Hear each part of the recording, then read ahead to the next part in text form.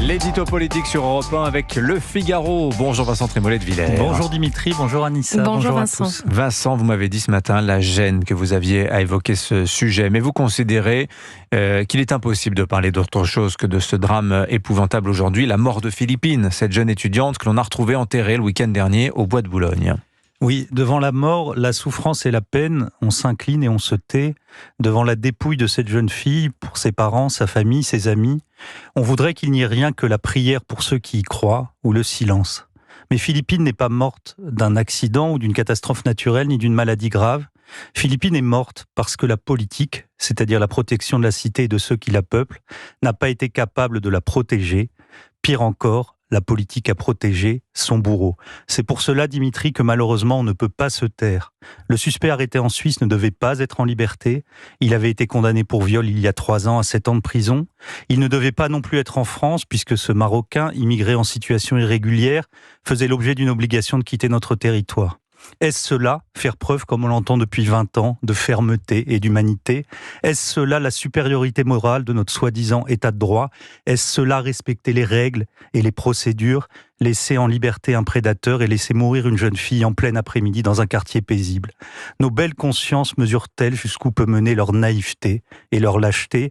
Les mots d'Harmonie Comine, la France a tué mon mari, résonnent de plus en plus fort à chaque nouveau drame. Ce drame, il est très vite devenu également, Vincent, un objet de polémique politique. Mais la polémique n'a pas de place dans cette histoire. Cette tragédie est suffisamment éloquente. Elle succède à un nombre tellement important de drames comparables, un clandestin, récidiviste sous OQTF, qu'il faut vraiment être profondément malhonnête pour ne pas voir que le problème se résume en 2 phrases.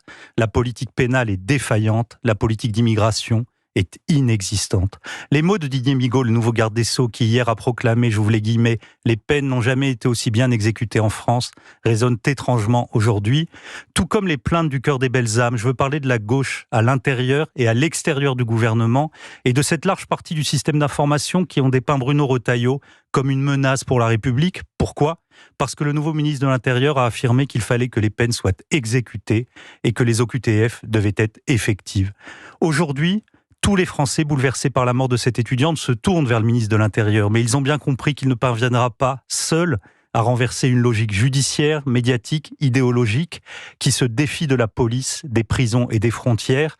Il faut un électrochoc à l'Élysée et à Matignon et dans toute la société, sinon il y aura d'autres victimes, d'autres indignations, et puis on oubliera et les morts mourront pour la 2e fois. Mais Vincent, que peuvent-ils faire concrètement ? D'abord, ils pourraient construire en urgence, comme ils le promettent depuis 10 ans, des milliers de places de prison. Ensuite, exiger de l'Algérie et du Maroc qu'ils délivrent des laissez-passer consulaires et dans le cas contraire, supprimer tous les visas pour les Algériens et les Marocains, renforcer la chaîne pénale, s'attaquer au phénomène criminogène des mineurs isolés, faire du rétablissement de l'ordre la première cause nationale à laquelle doivent participer la police, la justice, les autorités morales. Si ce n'est pas possible, si c'est trop compliqué, qu'ils démissionnent. Leur mandat est inutile. Et puis, il faudrait peut-être demander à ces magistrats qui sont politisés quand ils ne sont pas fanatisés, s'ils parviennent encore à dormir le soir. Je pense par exemple à ces membres du syndicat de la magistrature qui rigolaient devant le fameux mur des cons. Sur ce mur, on trouvait la photo d'un général, Philippe Schmitt. Cet homme était le père d'Anne-Laurette Schmitt, jeune étudiante qui s'était défendue d'un violeur un dimanche matin dans un train de banlieue. Elle en était morte, c'était il y a 17 ans. Le criminel était récidiviste.